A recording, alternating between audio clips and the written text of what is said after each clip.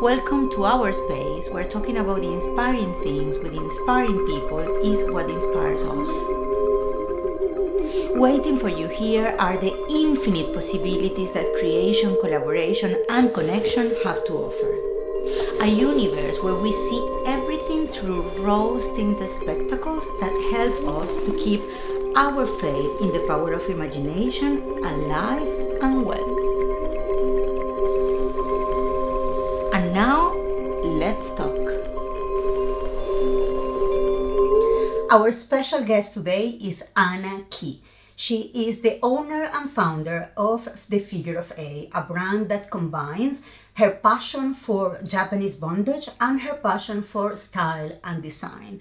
She describes herself, her products, as feminine, edgy, architectural, and body aware. And I would also say that they are divinely playful, culturally challenging, and sexually ergonomic. She was born in Russia, grew up in Germany, but she lives in London, and The Figure of A was born in London. She's also an agent provocateur of the fashion scene of London that allows people to connect with more freedom of expression and a better relationship with performative sense of style. I'm very, very happy to have you today with us. It's actually a pleasure. I'm a fan of The Figure of A, as you can see. Yes, it looks great on you. Thank you for having me in your beautiful home full of your drawings of you and other art. It's that's one of the premises of this space. Our house is your house. So yes, I'm very, very curious to know, because I think your brand is quite unique. When did you thought that you could combine something that doesn't seem wearable, like bondage, with an actual fashion brand that could be understood and liked by many? Yeah, good question. And well, you can combine bondage with clothes, so we can see there are leather harnesses and chokers been around for a while, and there's a whole scene around alternative and kink bondage inspired fashion. But the shibari as such and the robust material, that's quite unique indeed. And the idea came from practicing shibari myself, getting into it around like 2015 or something. Yeah, just came across it on the scene, saw it at clubs, and then a friend has invited me to be his bunny, which is a model, at the class. And it was a class by a Japanese female rigger, Mimi, I don't remember her name anymore. So I came along without having a great idea. It was a mate of mine. I felt comfortable with him. So he practiced on me, and I just felt so intrigued, and I really wanted to try it myself. And then I went to Japan with my ex-partner, just on holiday. And the whole culture, how the Japanese people approach art and crafts, and how do they approach life, how detailed they are, and also how they use rope and other aspects of life, not only in shibari. Yeah, it just amazed me, and so I just put the two together. And now that you mentioned Japan, one of my favorite quotes about shibari, or one of my favorite definitions, is that one that says that release can be found in constraint. And it sounds contradictory for many people, but I can easily understand why. Maybe because I have been working with pushing my body to the extreme as a life model.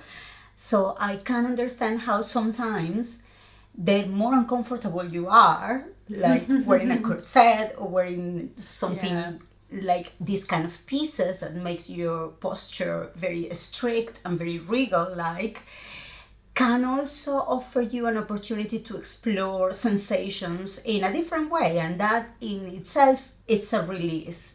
How do you relate with constraint? Do you like to feel constrained, or I don't know. Not right away. Firstly, you have to let go and you have to trust. And once you overcome this first hurdle of, oh my God, I'm tied up, I can't get away, and it's awful or uncomfortable or it's painful, once you get over that first feeling of neglect, then other opportunities open, like a feeling of trust and the feeling of being hugged, or a feeling of being comfortable and safe, and and other erotic feelings and fetishes. I mean, it's not uncommon that people love that feeling of being restrained. Do you like to be tied, or you are more like a rigor kind of person? Both, because my journey was very fluid. I started as a model, as a bunny with my friend, and then I became I started rigging myself. I worked with mostly women. I just enjoy it more. And then I had during COVID, I haven't done very much rigging on people. I just dedicated myself to my brand, because there wasn't much you could really do during lockdown or meet people especially. And now I get back into modeling, which I love. And I'm curious, were you selling well during lockdown? Because I was reading the other day in BBC News that there was a time, the 2020 and part of 2021, when the fetish scene tend to have to grow, and most people were into it. I'm curious, were you selling more? It's hard to say. No, I don't think so overall. I have not, because mostly I sell to people who want to wear something special at events. They want to present themselves, they want to dress up, they want to go out, and that didn't exist. So of course people still have been giving each other presents. So that was, no, I had sales, but because I didn't have any events. But the good thing is no one stopped me from going into my studio. I'm not dependent on anyone. I'm self-employed. I'm free to come and go as I wish into my workspace, which I rent. It's mine. So it's just me. So I just took the chance, took the time just to go in and work on new collections or new ideas, which I'd never had time before. Okay. So I did use my time wisely during That was lockdown. good. That was good. You could explore a little bit more the creative side of the brand. And what product are you especially proud of in terms of how clever it is in terms of design, but at the same time offering to people the experience of Shibari? That would be a set. It's called Megami. It's translated to goddess. So all my product names have Japanese name and inspiration. So they mean something. Mostly they relate to the part of the body, or they just have a general name I like. So this one is called Goddess Choker Set. So it's a choker, and it attaches to a rope harness, which then you can tie around your body in different variations. And you can also detach it. Yes, I think I have that one. Yes, you have that one. Yes, the one. It's beautiful. Yes, it looks great. Because it fits everyone, because it's adjustable to any body size, and you still have variety to do it yourself. But it is pre-tied. It's a finished piece. Yeah. But there's a little bit of this room to play yourself and style it yourself. I was actually thinking today how interesting your products are, in the sense that they give you a product that you don't have to feel overwhelmed. Oh my God, how I'm gonna tie this? First of all, because the instructions are clear. Second of all, because the product is so wisely designed that you can follow up without much. You can explore and feel free and feel confident around the product. But at the same time, they allow you to play a lot. You can wear them in many different ways. And that product is just for women. In general, how is your relationship between your products? Are generally unisex or not necessarily? No, not quite, because I find it very hard to design something completely unisex. I have several pieces which are unisex, like this one, because it's got this really strong the kind of shoulders back piece in the back. It fits both shapes, but it's just because of female breast, and it just looks different, so I need to work around that, and some shapes are just not complementary for that, so I need to be quite smart with my designs to make it work both ways. But yeah, I have a lot of customers from who are happy to wear something that was designed for a woman. Yeah, or just happy to combine it in their own way, and I can always make it to a different size, or I can advise them personally, or when I do an event I can fit it on them, or everyone's welcome to my studio, so I can make it work for them. But yeah, the story of Shibari is quite interesting, and sometimes if you don't know, you think it's older, actually ancient, and it's not. It's quite recent, from the last century, I would say.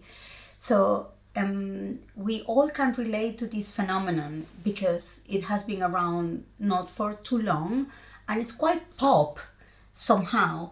How do you relate with the actual Japanese Shibari? Do you think we don't understand in Western world very well the real meaning of it? How do you feel knowing that you have in your hands something that belongs to another culture, and you would like to treat with respect, but at the same time to introduce to a wider world to understand? Yes, big question. Well, it's been around for 100 years, which I could consider it's not ancient, but it's not brand new. But yeah, it did pick up and became something sexual and the fetish in the whatever, since the 50s or something. Yeah. Well, I was worried about cultural appropriation, that I would be dismissed in a way that I'm a designer taking advantage of something foreign from a totally different culture and monetize it.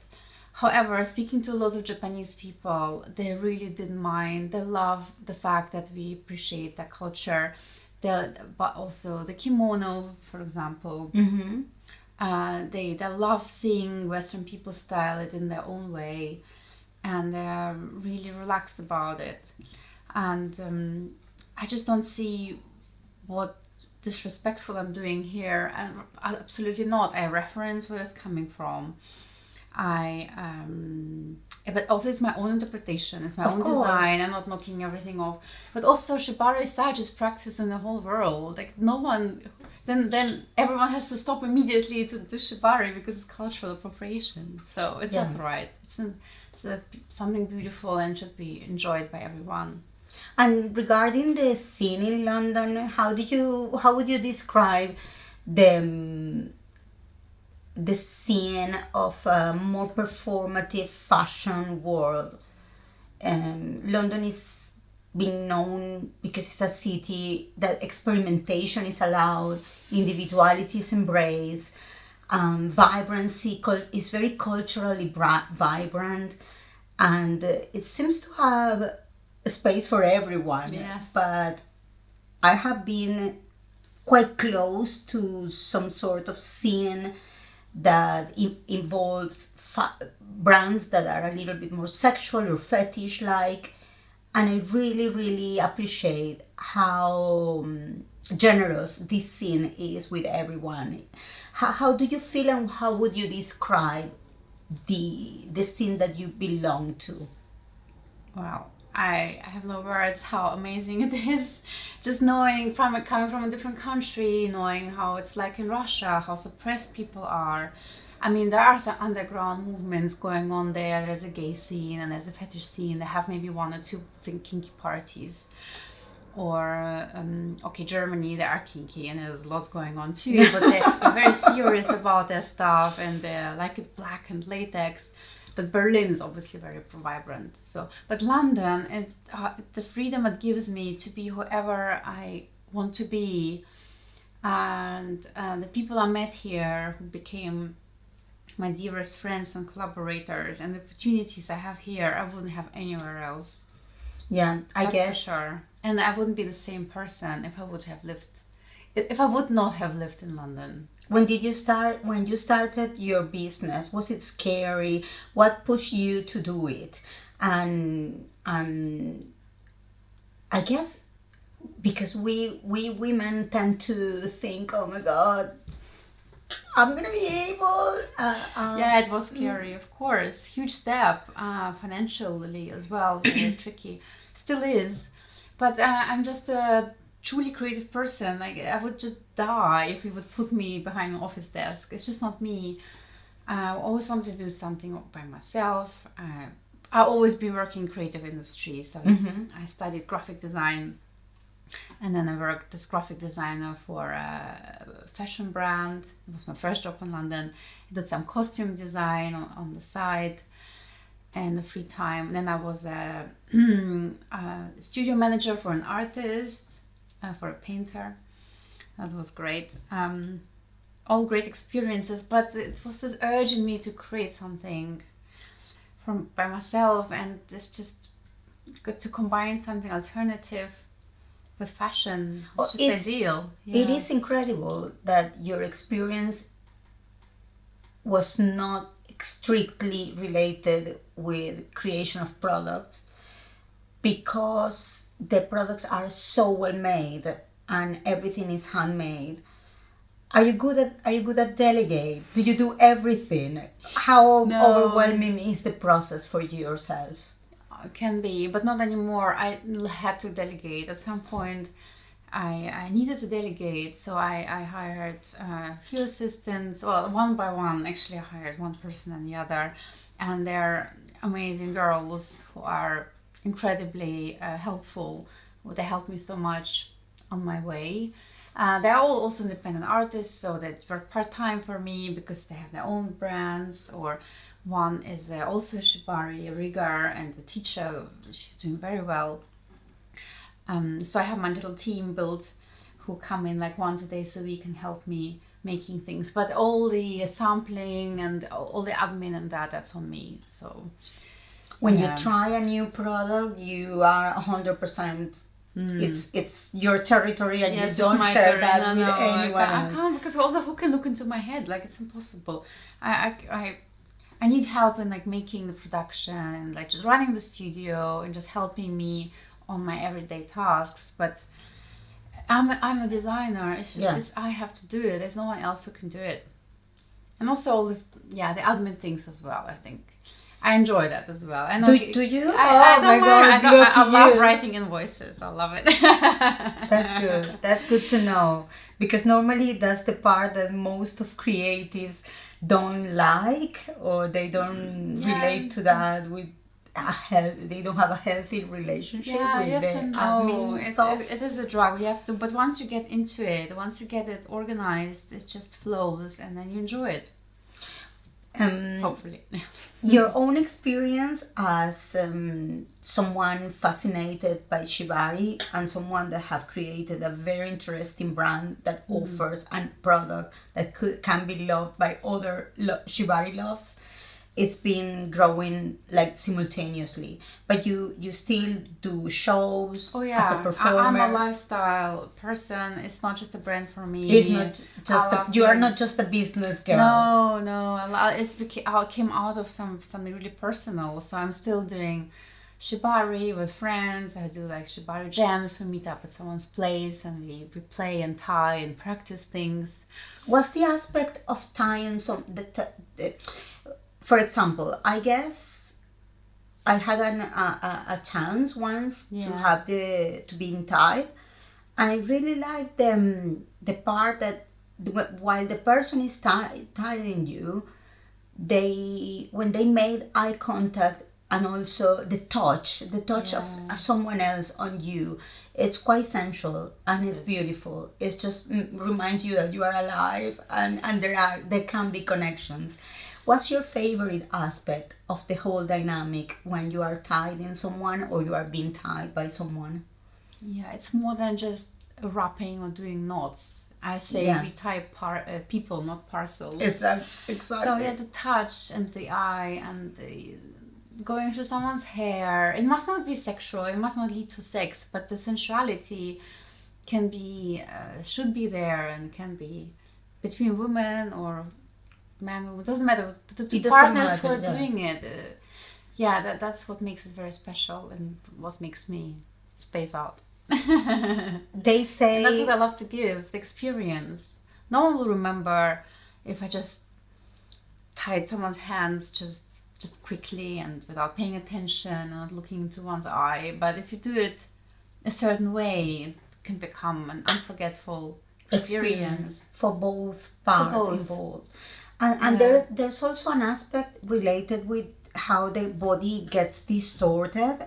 You actually have a photo in your Instagram feed with some balloons, pink balloons in a party by Torture Garden. That was a crazy show. It made me feel, one of the aspects that is very interesting about Shibari is that it can help you to get away from the stereotypes we have related with shapes and body shape, body shame, actually.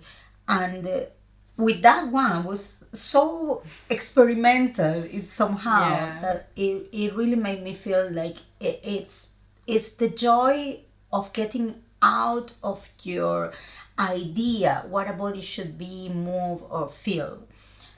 Yes, that was great. It was a show at Torture Garden. It was Francoise. She's an amazing contortionist and life model as well. Mm-hmm. And again, where else would you have the stage than not in London to do crazy Shibari performance with balloons where we distorted her body and she went into that was very convincing shapes, and it was very interesting. What were you doing? Putting the balloons between the knots? Because with the photo you can't really appreciate. She had like a nude body tight suit on. It was just the tights, and we put balloons underneath. Oh, and distorted the body, and with the ropes on top. That even, and that was great. Very interesting. It's very interesting. Very experimental. Exactly. And then I popped them. At the end, did you? That was the noisiest part of the whole scary. When people look at the dynamic of people two creating a show, they normally in silence.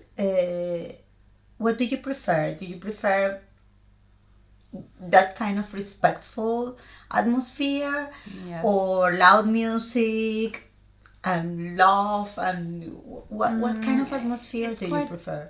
Difficult to perform Shibari in a nightclub. I mean, that worked at Torture Garden, but again, it was in quite a courtyard, and people just stopped and watched. The music wasn't loud. But no, it does work if it's like a show with. And we need attention. Doing without attention of the people, I think it's disrespectful and difficult, because it is a sensual thing, where it should be appreciated by the crowd. So I need a certain setup to perform, or I would prefer a certain setup. It doesn't work always this way, but at least try to get a stage with proper lighting, space. Beautiful lighting, I guess, is really key. Or just a quieter atmosphere, really. Where did you learn, and when? I mean, in London, in Japan. Where were you when you learned? Here in London. Here in London. Yeah. There's lots. The scene is great. There are lots of places. There's what would you recommend? What places would you recommend to start?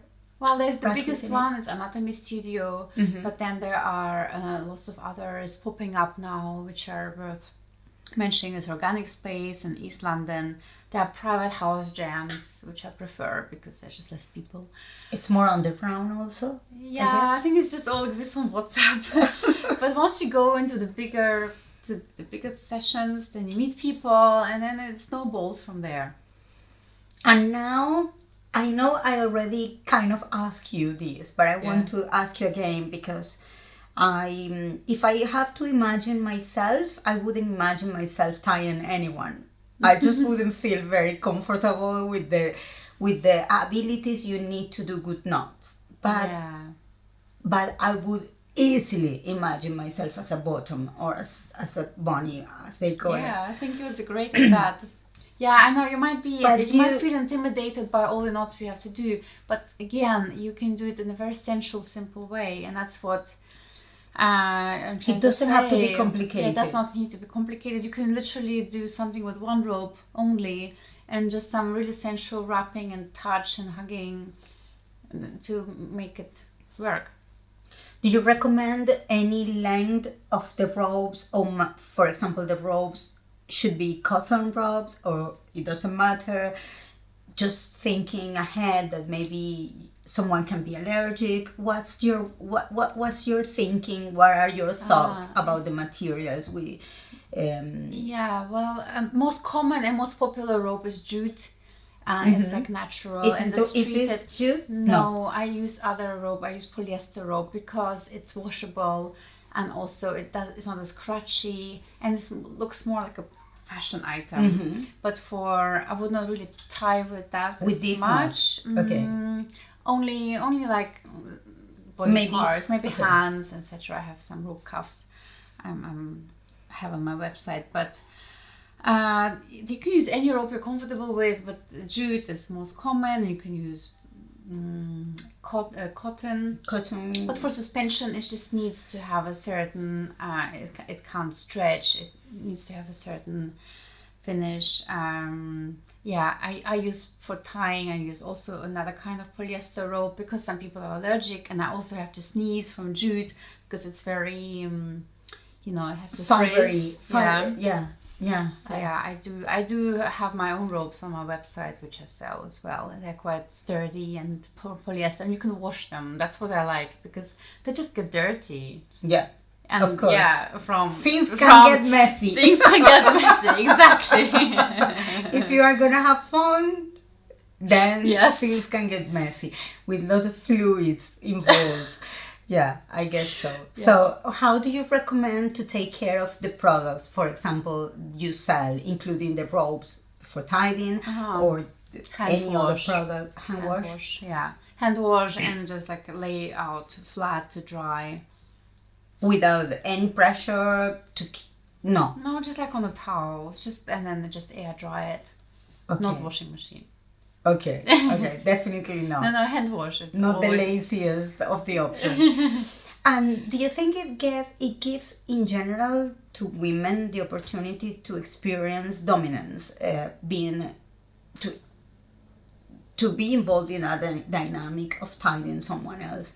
I guess make you feel in control of a situation, and somehow that allows you to experience some sort of femme dominance that in many other situations you may don't experience in such a clear way. Do you think, would you recommend for someone that wants to feel like that, being a rigger? Yes, because I am a naturally submissive, but through Shibari and rigging I had the chance to do exactly what you just said. I could explore my dominant side, even though I'm not really into it. And but I have because I'm in this position that I have the knowledge and the power and the skill and also the consent of my partner to do that. I feel dominant and empowered, and makes me feel good. It's an interesting experiment. In this world we live in, which consent, it's such an important aspect of any dynamic, any relationship. How do you interact? For example, do you talk previously about aftercare? For example, would you like to be let alone after, or would you like to be nurtured in somewhere? What kind of people are you in that way? Do you prefer to talk a lot before, or it's better to just follow your instinct and experience the whole thing without many predispositions? What would you prefer? You should talk about that. You shouldn't assume things, but I'm very good at assuming, and that's bad. Don't assume. But again, over talking is I'm not a fan of that either. I do mostly. Ideally, you kind of feel what the person's feeling, but it's better if you don't know the person speaking about a few things like injuries or problems with their body. But again, if the partner already agreed to do that, I would just hope that they consent. So also you can always stop, and nothing, as long as you don't suspend, nothing dangerous should happen. But if you suspend, you have to really make sure they're comfortable, the blood flow is working, but you can always check back in and ask if everything is okay, and you can see on the face. I mean, it's I kind guess of common sense as well. exactly. I guess I would have gone for the option of following my common sense, but I know from a lot of people that would be irresponsible. That wouldn't be good. So that's why I'm asking. But people feel comfortable with me being a woman. It's just, it's a nice, interesting new dynamic. Woman tying woman. It's always been like man tying a woman, which I find a bit boring. So I love tying with women. Because it's more defiant of the classical power games. Yeah, again, it breaks that classic. It breaks the classical dynamic of men being dominant and women being dominant. Being doms. Yeah. Being submissive. Yeah. Exactly. Yeah, I don't want to stick to this traditional dynamic. There's so many ways you can do it. That's why all your photos or most of your shows are women and women. Yeah. You being tied by another woman or you tied in another woman? Yes, mostly, but still, lately I got back into more into being on the model side, and I work with my great collaborator and friend Nick. I feel really comfortable with him. So he's the one that You're Not. Yes, He's a fantastic. He's great.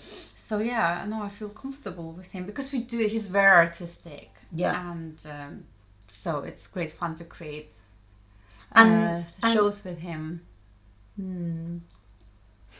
What kind of shows have you done together? I was gonna ask something else, but now I'm curious. We created the human chandelier.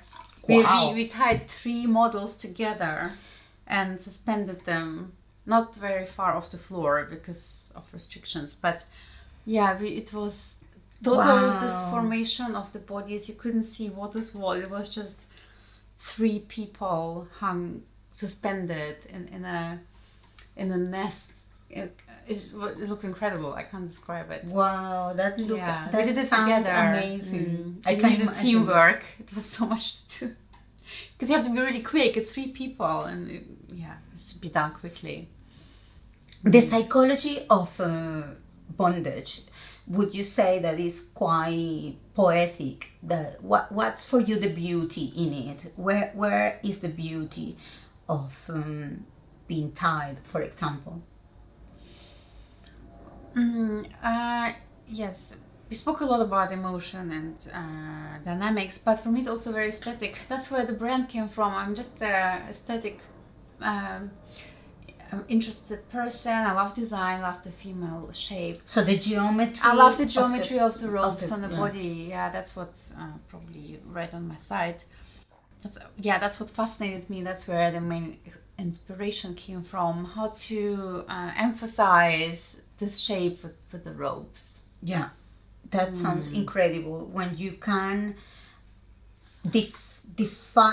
challenge would be the word, the natural curves of the body, human body, which is very curvy in male and female as well, and create shapes that are not so natural but aesthetically appealing. Yeah, same what really good corsetry does, or underwear. Yeah, exactly. It also, of course, can make you feel empowered somehow, depending of your personality, of your approach, of your own necessities to exploration and self-expression. And do you like self-tidying? I think, and self-suspension. Have you tried? I do you like it? I try. It's very challenging because you have to do everything it is. yourself. You have to lift yourself off the ground, and then while doing that, you have to also tie your limbs. It's very very challenging. It's very difficult. Yeah, I had a few sessions. I practiced a little bit, but I've given up. What? Because it's very hard. It's energy consuming. Yes, I guess. and you can do it only for a few minutes. I think I would be good at it if I would have persisted. Why do you think you would be good? Because you are stubborn? Because I'm bendy and I do a little bit of acrobatics. I do some flexibility training, so I like going into extreme shapes. But with self-tying, I do miss the connection between people. It's just me. Of course. And I'm bored of myself. I want some other people. The best part for you is the fun being around others. Yes. And the creation and the connection and the exchange of ideas. Yeah, because already my brand I run by myself. I mean, I have my team, which is great, and they're super supportive and they're there, but still I'm there by myself as a designer. So when I do my shows and other things, I love to collaborate. You went to Japan twice, and you mentioned that the first time was with a partner, and I wonder how developed was your own brand when you came back, and if you perceive or experience the whole country, the culture in a different way. Yes, I was very taken back by what I have experienced there, what incredible country it is, and it's just reinforced my idea for the brand and the power of Shibari. I was amazed by the country. I came back and I felt very inspired. Did you sell your products to Japanese? Do you have a lot of Japanese clients? No, not at all. Because for them, it's very strange, very weird. It's very underground in Japan. Even me, I only went into one studio for a session. Okay. And then they don't speak English very well. They also, me as a woman or a younger woman, they just don't respect me right away. Okay. Which I understand because it's how it is, and it's very underground. Like you really have to know the right people. You have to know where to go, and most people don't even know about Shibari. It's strange. So even for them, it's quite underground. Yes, it's very.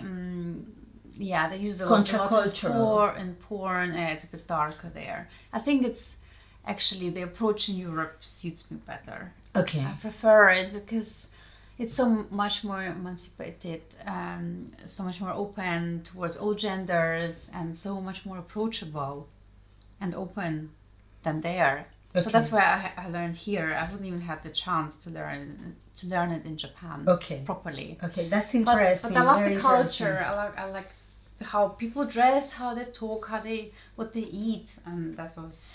It's a whole inspiration, but on another level, on a more macro level. When it comes to actually develop the brand, Europe is probably your best place, even more than America, I guess. I have lots of American clients. Okay, I would like to ask you that. When you do the sellings through your website, how different is the behavior or the type of clients than, for example, when you go to bazaars like Le Bazaar, which is a more niche kind of environment? What difference do you find between the people you reach and you connect with? Well, I connect instantly and better with people who are already alternatively inclined, who already are interested in some subculture. Because just vanilla people, how I call them, I know it sounds dismissive, but that's how it is. They just don't understand it right away. They need a lot of explanation. But again, I try to bridge that by putting a very beautiful accessory line out there, which anyone can wear, and I show on my Instagram how to style it. Like even today I wear it with a silk dress, and it must not be all kinky and dark and I love the way you always wear it. I love it.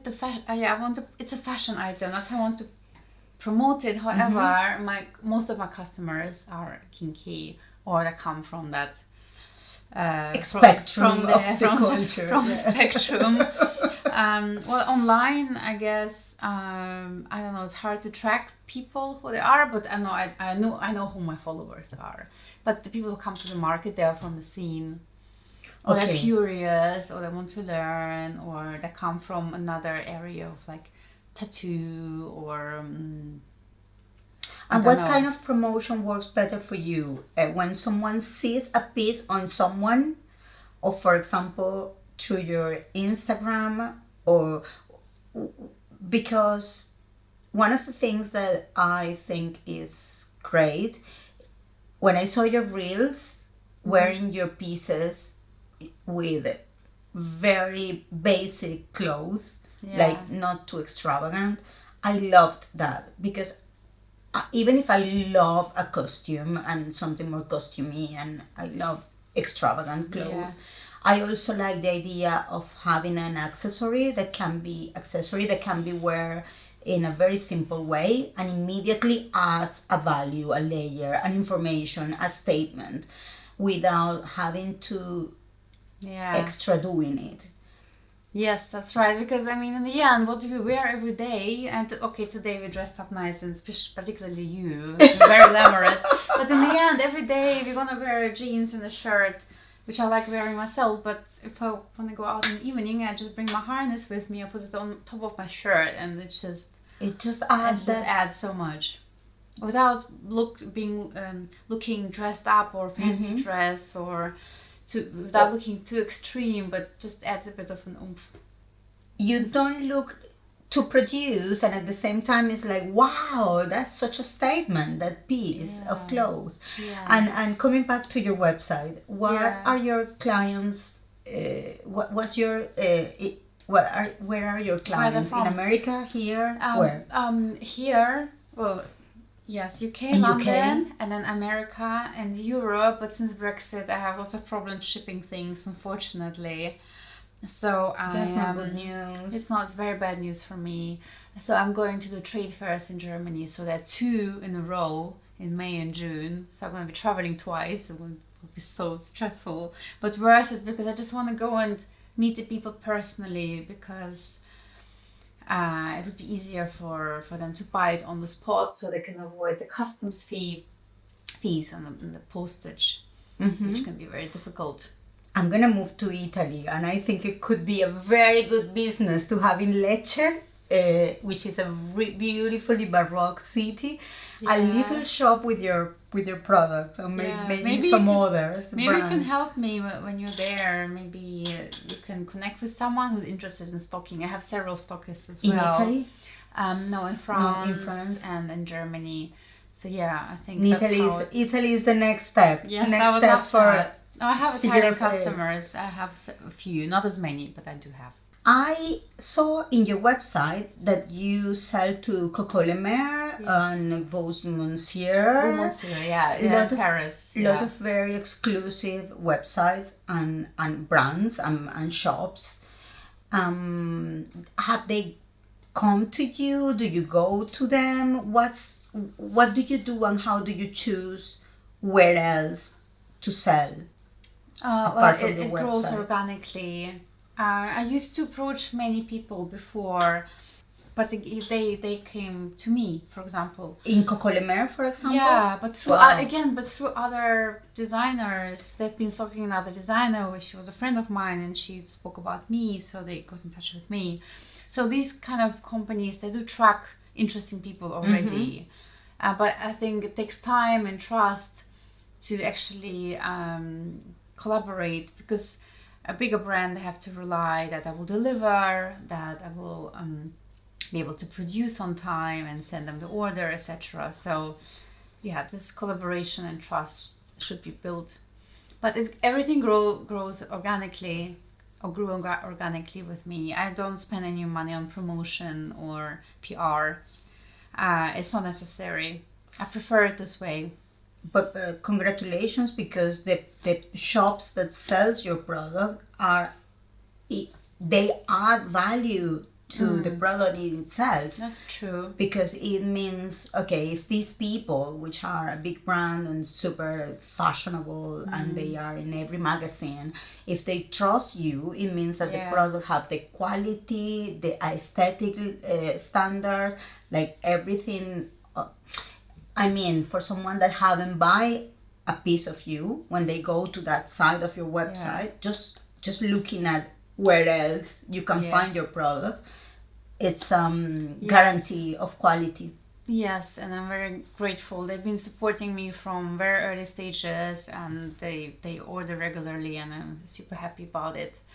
But again, there's still niche erotic brands. I mean, my goal would be one day to collaborate with someone, not necessarily someone from more of the fashion world, or like a collaboration, more mainstream, a little bit more mainstream. Like just, for example, just to show that I can create something more mainstream without losing my identity. For example, I would like to do a collaboration with Swarovski. I would love to do a piece where I could put some stones of Swarovski into my fittings and parts of the harnesses. Wow, that would be or amazing. Just also with the couture designer and do evening gowns and with implemented harnesses on top, or somehow within the dress. And I would love that. I think Swarovski would be up to it, because they have always, since at least 20 years, maybe less, trying to redefine the place that the brand have in new generations. True. You know, trying to make the brand less old-fashioned and more contemporary, and in the eyes of new customers.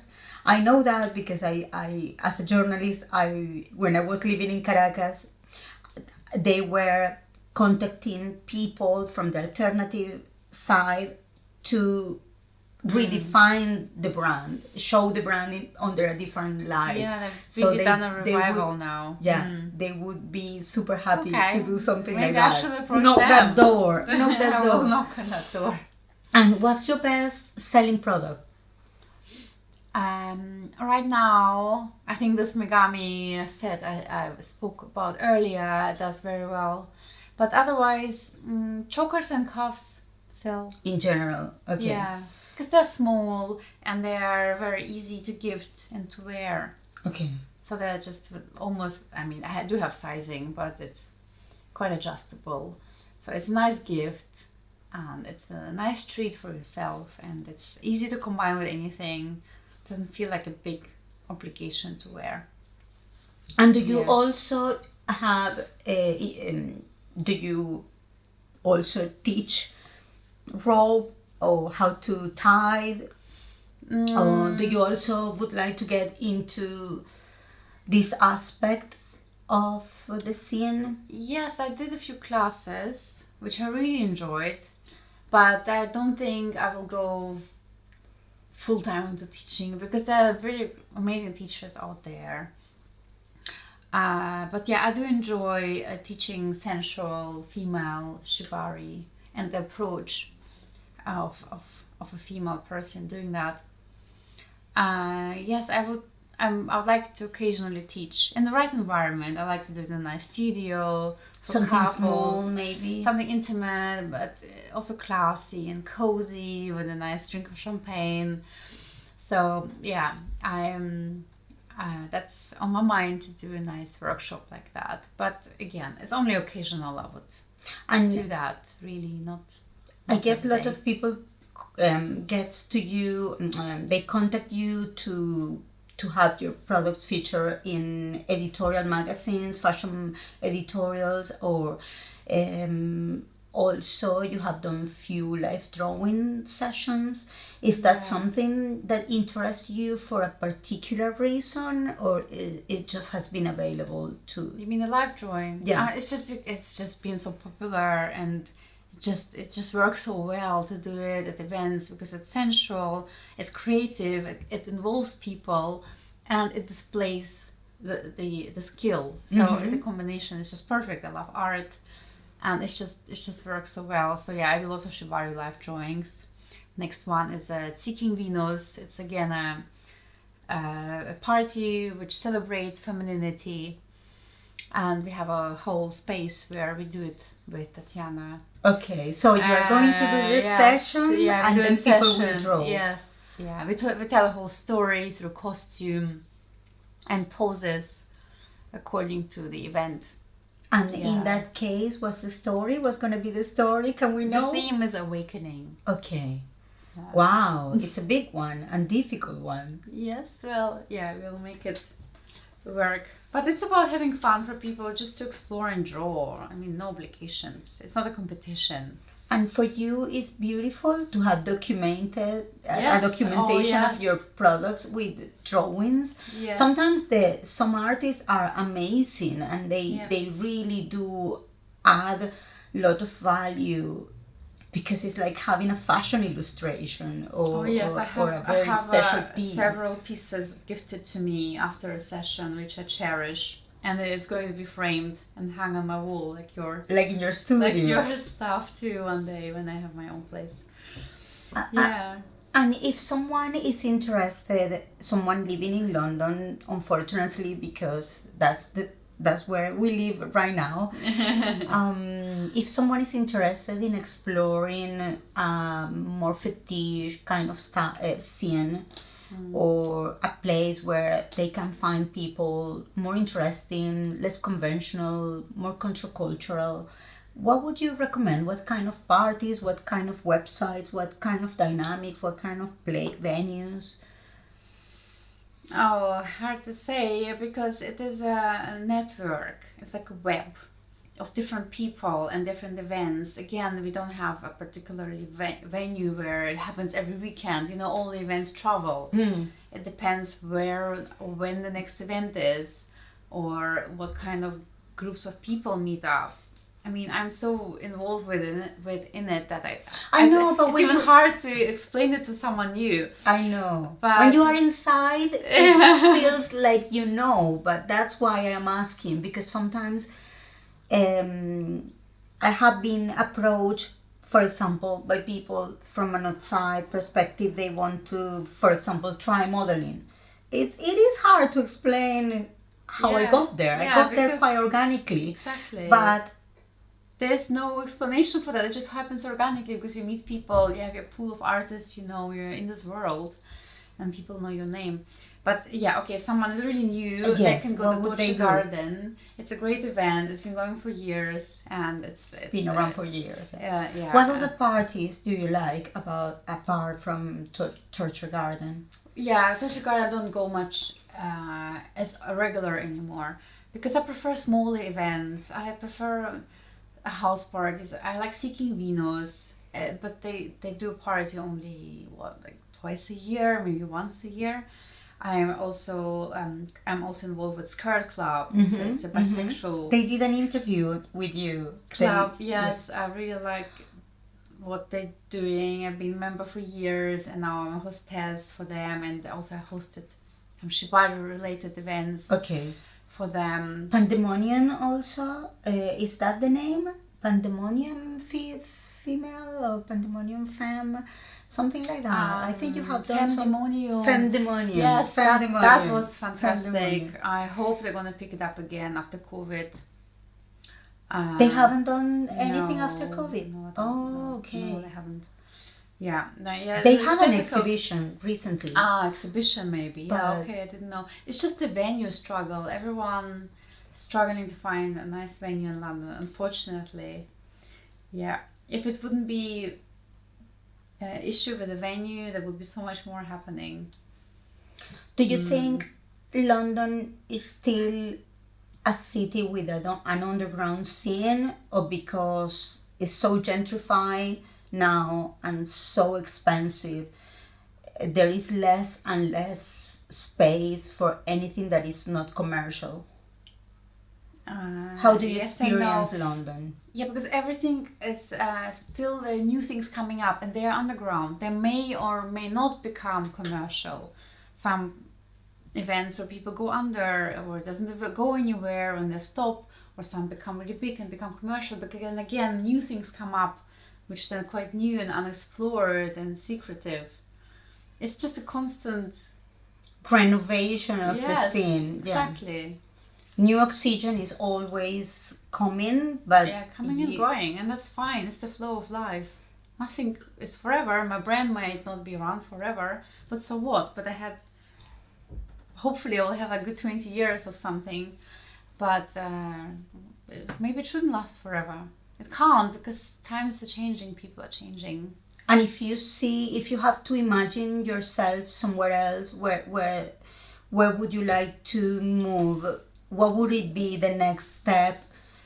Because I can see that you're already thinking, okay, if this doesn't go forever, what could it be the next Well, step I'm for still at the Anya? beginning, and I love London. I mean, Yeah. it will take a lot to leave. So I would like to travel probably more. I still would be based here. But one day I see myself living by the sea where I can surf, because I'm a surfer girl. Yes. Not in Italy, unfortunately, but somewhere on the coast, Atlantic coast, or anywhere, like some Asia, I guess, as well.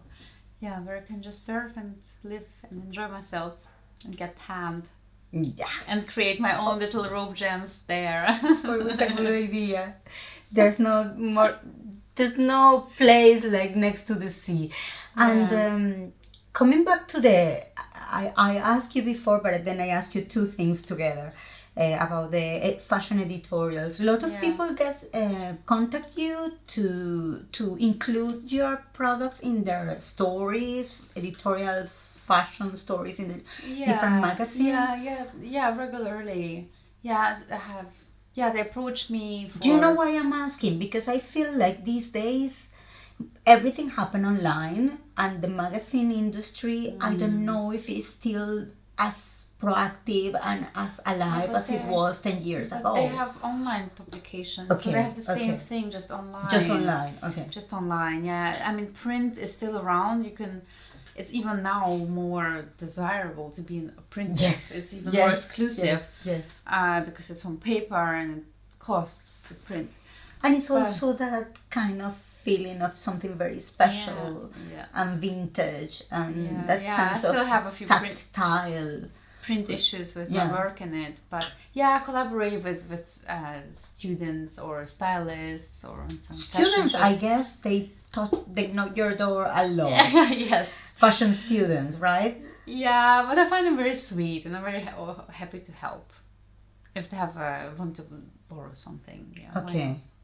And photographers that you collaborate with, which ones are your favorites? Oh, there's so many. I work with so It's many amazing photographers. Who are Not easy to remember, probably. Yeah, well, Busha Bailey is one of my favorites because we worked so much together, and how much he supported me and my other designer friends, like shooting our stuff for free and creating, really good series and lots of models and again, it's world I'm in and I'm so grateful for. Yeah, I have seen recently lingerie brands like Honey Birdette that they are including yes, I saw ropes on their designs. And correct me if I'm wrong, but when you started, one of the things you were doing was underwear or something like that. No, I haven't done underwear as such because underwear is another area. It's constructed, it's sewn. It's not really my area of expertise. Yes, I saw their collection with Shibari. They had a very simple robe design. It looks nice, but I don't think it's very well finished because you can't really. The rope would untie, and I have designed a very special fitting. It's this clasp, which wraps around the rope and secures it. So I've patented the shape, and it just makes it keep in place, and also the finish, how I do the rope ends, etc., how it closes in the back. It took me a long time and effort to design it. To figure it out. Yes. And it's perfect. It's perfect. I actually can do it on my own. Yeah. It's not only ergonomically perfect, but also super comfortable. Yeah, it's just training. You are supposed to feel it, but it's comfortable. It's not scratchy or it doesn't horrible. hurt at all. And that's very important for a product that is going to be so close to your skin, and also creating a restriction or constraint. And I would like to know, how do you see the growth of your brand in the future? I know I have already asked, but difficult. Yeah, I would like.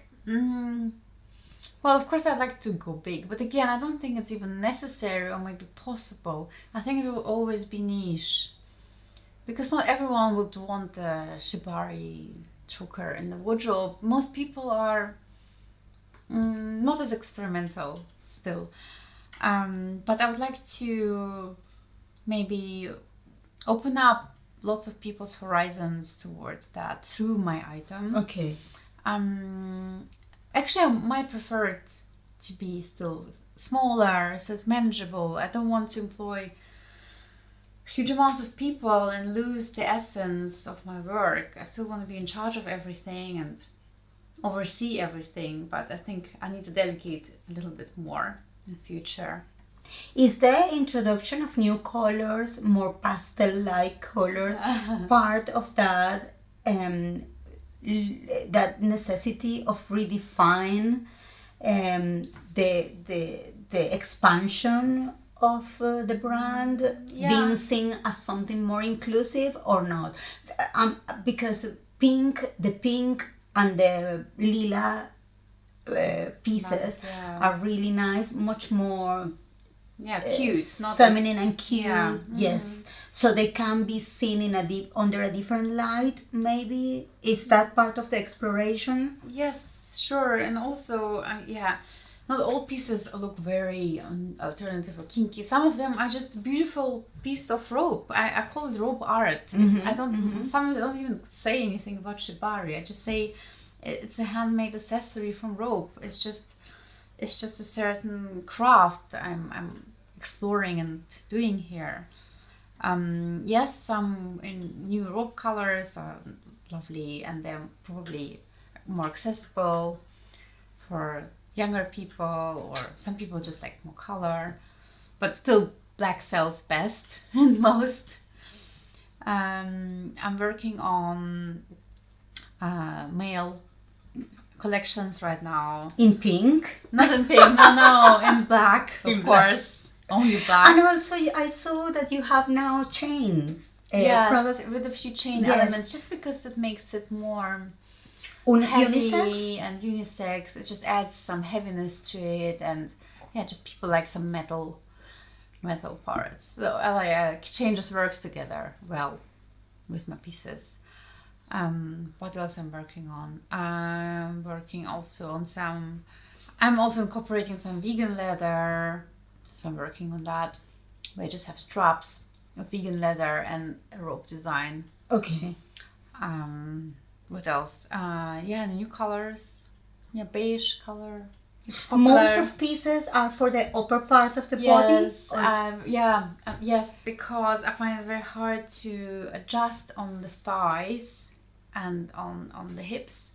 It's just, I just found it a little bit from practical point of view, and also I'm just a perfectionist as a designer. If it doesn't work for me as a piece, I keep working on it. I'm not putting something out there which is not 100% comfortable or doesn't sit right. But I'm working on something on the lower area of the body, and also on some bigger pieces like a big show dress. Done a few of those, but I need to do more. People have been asking. And the handbags are really beautiful. Yes, I have always loved them. They are probably the more fashionable item. Do they sell well, the handbags? Yes, they're just quite expensive because they get everything made in London in a small studio, leather workshop. They're all handmade from Italian veg tan leather, which is gorgeous. And it took me a long time to figure out the design, but they're very unique. They're like harness bags with rope. You can also wear in many different ways. I haven't seen that before, but they are more fashion, which I love that. I did actually start making bags. That's how my brand started. I started with bags. I don't know why. I just went away from that later. Bags are so democratic in many ways because it doesn't matter your size or your height or anything. They just perfect for everyone and makes you feel very welcome. I love bags. I love bags. Yes, I love bags too. Shoes, it depends. It also depends of how good are you at walking with this or that, or if you're Yes, quite comfortable specific. with heels or not. But bags are Bags are just such so easy to. Such a great accessory. Yes, You it's can a go great crazy accessory. with a bag. Exactly. Yeah, nothing And, stops you. Nobody feels excluded from True. the brand because it Yeah, doesn't matter. Yeah. Nothing matters. That's just true. if you like it. absolutely true. Yeah.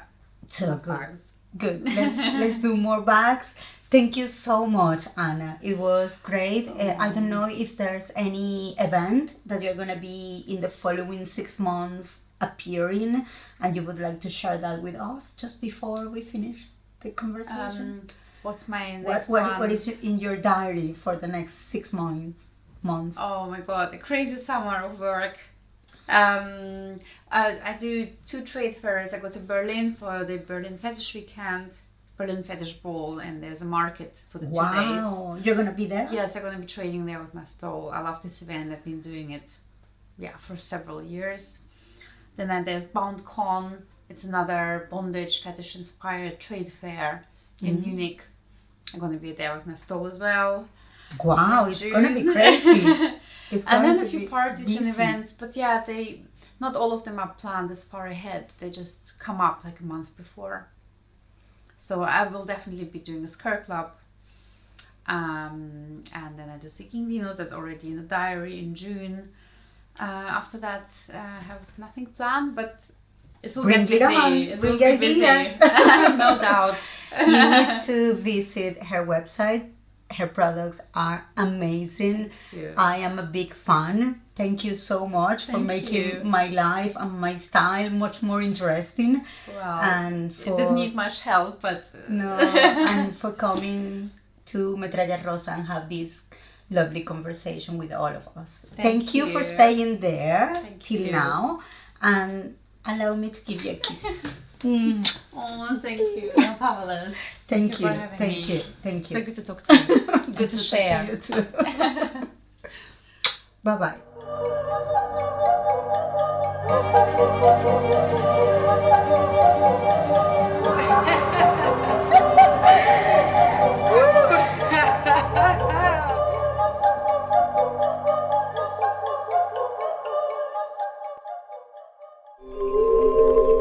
Thank you so much for staying with us this far. I hope you enjoyed that. And if that's the case, I would like to suggest you to enjoy the rest of our content.